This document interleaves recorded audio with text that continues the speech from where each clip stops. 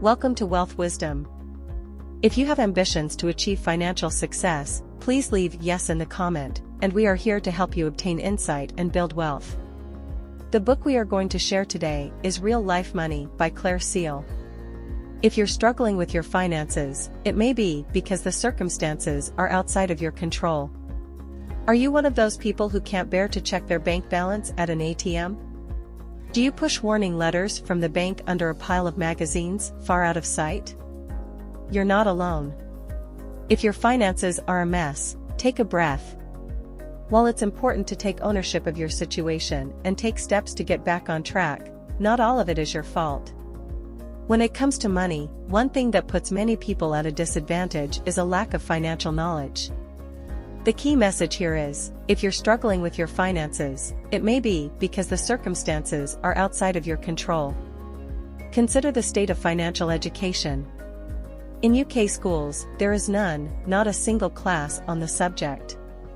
So when, at 16 or 18 years old, students leave for either work or university, most don't have the faintest idea about savings, debt, or mortgages.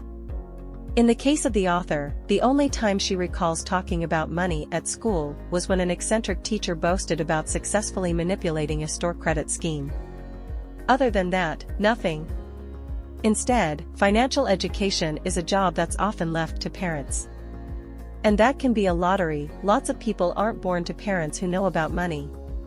Though they might be able to teach lots of other valuable things, it's a rare few who'll know about, say, investing or mortgages. As well as being disadvantaged by a lack of financial education, lots of young people are also affected by the broader economic situation.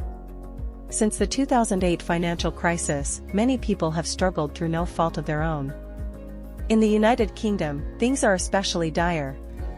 The Conservative government has watered down protections that once guaranteed job security and rising wages. And, with secure work hard to come by, it's become more difficult to put money aside, whether toward a pension, for a home, or even to avoid going into debt. This financial insecurity is a much bigger problem than individual failings. In January 2019, the average UK household debt stood at £15,400. It's clearly a bigger problem than people overspending on holidays, clothes, and trendy furniture they've seen on Instagram. While there are concrete things you can do to improve your financial position, it's important to remember, it's not all your fault. Before we continue, if you are interested in this topic, please consider subscribe and give us a thumb up. Let's continue. When it comes to money problems, there's often one big emotion at the heart of it all, and that's shame. Imagine a happy family, 2 beautiful kids, a big house in the suburbs, both parents with stimulating, fulfilling jobs. Except one of the parents keeps a shameful secret. Through a mixture of generosity and carelessness, he spent far more than he can afford on credit cards and saddled himself with significant debt. For months, he's not said a word of it to his spouse, but now that debt has begun to disturb the family's financial security. The key message here is, when it comes to money problems, there's often one big emotion at the heart of it all, and that's shame. It's a situation that's far too common. And, just as this hypothetical parent found, with shame comes silence and a desire to stick your head in the sand and try not to think about it. You let the phone ring when the bank calls, hide your bank statements, and change the subject whenever money comes up. Shame prevents you from taking action when you've dug yourself into a hole. Sometimes, the financial problem is bound up with other, deeper feelings of shame, too. Take the author's own story. When she was 21, her father died, and she inherited £10,000. But rather than save the money for later in life, she used it to travel to Bali. Soon, it was all gone. The secret shame of frittering away her inheritance pained the author for many years. This is where admitting your problems comes in. Whether it's credit card debt or a lost inheritance, the best thing you can do is be accountable. Because only then can you deal with it. Owning up to your flaws doesn't mean beating yourself up, it helps you to escape the terrible blanket of silence and inaction that shame throws over you. In the case of the author, if she'd opened up about spending her inheritance on a holiday, perhaps she wouldn't have felt so dreadful. When you're blinded by grief, it's natural to want to escape to somewhere far away. Perhaps she would have found out that it's what many people would have done in a similar situation. By owning up to your mistakes, you reduce the shame you feel. Because after you've done that, it's no longer an awful gremlin on your back, but something that you are in the process of setting straight. If you think social media is causing money problems, take a step back to get your finances under control. When you're just scraping by financially, it can be disheartening to scroll through social media and see people living perfectly curated lives. Endless snaps of infinity pools, beautiful sunsets, or horseback rides through sunlit fields can make you feel like you're missing out. It can also make your own financial situation worse. Take this example from the author as a warning. While on maternity leave in 2018, she spent countless hours scrolling through Instagram and admiring the beautiful rooms she saw there, dreaming up ways to improve her own underfurnished house. Even though she was in debt, she began to spend lots of money on redecorating. The key message here is, if you think social media is causing money problems, take a step back to get your finances under control. For the author, this redecorating spree included buying stylish rugs, a fig plant, and expensive paint. Pretty soon, her Instagram account began to mirror those she'd been inspired by, but underneath the facade was lots and lots of debt. What, exactly, had happened? Having seen all these amazing rooms, the author had been sucked into an online life of keeping up with the Joneses. On top of that, taking pictures of her newly decorated and styled rooms was contributing to a cycle of envy and spending. Happily, there are a number of ways to avoid this kind of behavior. The first is to do something real and get away from the images of other people's lives. Try something that doesn't involve the internet, like going for a walk or meeting a friend. Second, when comparing your life with someone else's supposedly perfect one, ask yourself if you'd actually swap places with them and give up everything you have. Would you sacrifice your family and friends? Would you give up your home and all the things you cherish, and instead inherit the other person's? Chances are you'd think twice. This leads us to the final thing you can do. Remember that a lot of what you see online is an illusion. Those perfect lives are rarely perfect. When someone posts a picture of their sunny balcony, you don't see the argument they had that morning with their spouse. You don't hear about their parents' health problems. Remember, we only see what others want us to see. Finance is a feminist issue. Here's a shocking statistic. In the United Kingdom, 64% of those who struggle with debt are women. Whether that's because more women than men are in lower-paid jobs or that women have more unpaid commitments around family life, it highlights one thing: when it comes to money, there is a big gender disparity. Take the gender pay gap. It's barely shifted since 2012, and even though there's been lots of publicity and discussion around the issue, it's not getting any better. Why? In short, because there's a continuing lack of transparency. The key message here is, finance is a feminist issue. In many workplaces, pretty much the only thing that employees aren't allowed to discuss openly is money. Specifically, how much each of them is earning. With this level of secrecy, it's hard for women to know if they're being paid more or less than their male colleagues.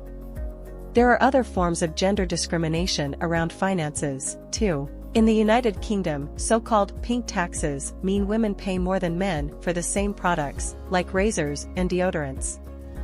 And the menstrual cycle itself is punishingly expensive, costing an average of £4,800 over the course of a woman's lifetime. But one of the biggest strains on a woman's finances comes after having children. In fact, in the United Kingdom, statutory maternity pay is so low that lots of women end up in poverty if they don't have savings or a wealthy partner to fall back on. Then, as well as costing a lot to clothe and feed, having a child also means that women's careers stall. When they do return to work and ask for part-time or flexible hours, they're often denied the career opportunities they might have expected to get pre-pregnancy. The British campaign group Pregnant Then Screwed sets out just how little progress has been made. According to their figures, every year, 54,000 women are pushed out of their jobs due to pregnancy. A third of employers say they avoid hiring women of childbearing age, and 44% of working moms say they now earn less than before they had children. Even now, in 2020, we have so much further to go. For previous generations, owning your own home was attainable. For millennials, it's all but impossible. If you're a renter, you know the deal. You rush to clear up before a snap house inspection. You're not allowed to drill holes in the walls. You can't keep pets or plant anything in the garden. And to top it off, your landlord is an interfering so-and-so. Who'd be a renter? And yet, despite all these annoyances, about a fifth of the UK population are just that. And the figure's growing. Unless you're from a wealthy background or have been able to save from an early age, homeownership is a distant dream for many. How did this happen? Let's take a look at some political history. The key message here is, for previous generations, owning your own home was attainable. For millennials, it's all but impossible. When Margaret Thatcher became Prime Minister, her conservative government made mass homeownership one of the central aspirations of the 1980s. As they did this, they also removed rent controls, making renting more expensive and precarious. As a result, homeownership became the preferred choice for many people. Now, in 2020, these decisions have come back to bite. Because of the value still placed on owning property, the pressure to imitate their parents puts a great deal of mental and financial strain on many millennials. But as the booming buy-to-let market, that is, buying a property to rent out to others, has driven up prices, many are caught in a bind. They can't afford to buy a house, and yet paying rent costs more than a mortgage. With rent so expensive, they may never be able to save for a deposit on their own home. As home buying moves further out of reach for millennials, it's time to reconsider your perspective. After all, for the moment, this is your home. You might spend half your life in rented accommodation, a point made by interior designer, author, and Instagram personality, Medina Grillo. In her book, Home Sweet Rented Home, Grillo argues that, while you rent, you should make the most of your home. That, within reason, you should modify it till it feels like your own little corner of the world, even if it's not your name on the deeds. Ultimately, though, government policy around renting needs to change dramatically. It's the system that's broken, not you. Concrete goal setting is the best way out of financial difficulty. If you're in financial difficulty, the way forward can sometimes look like a swampy landscape, with no obvious route ahead. And when you're trying to find your way out of that swamp, either by setting your finances straight or changing your behavior around money, you need clarity. The best way to achieve that clarity is when you can see there's an end in sight, which is where setting goals comes in. You should form them with one very important consideration in mind: your happiness. The key message here is, concrete goal setting is the best way out of financial difficulty. It's important to ask yourself, what, at the end of the day, makes you happiest? This is crucial, because you might find that what you thought you wanted doesn't actually bring fulfillment. Let's say that you spend lots of money on furniture, clothes, and accessories because you like keeping up with your friends. Yet, when you really get down to it, you find the joy you get from these purchases quickly wears off. And the debt you're building up is giving you anxiety attacks. Perhaps your long-held goal of having more cash for shopping isn't such a good idea after all. It might be something you should discard. Instead, reappraise and find the right goals. For the author, this process involved writing down what she wanted to achieve and detailing exactly how each goal would make her happy. One aim was to buy her own home, a place where her children could play safely, and she could entertain friends and family. In thinking about how this would make her feel fulfilled, she noted that the stability of homeowning over renting was important to her mental well-being, that her children's safety and contentment were crucial, and that seeing her friends and family made her happy. Once you've clarified what your big goals are, you'll be able to set lots of smaller goals to help you get where you want to go. That might be saving money by taking a packed lunch to work every day, or it might mean answering the phone to your creditors and not using your credit card for a month. Taking incremental steps will get you back on an even financial footing, especially if you do so alongside budgeting, which we'll consider in the next chapter. Review your finances systematically and make a clear budget so you don't overspend.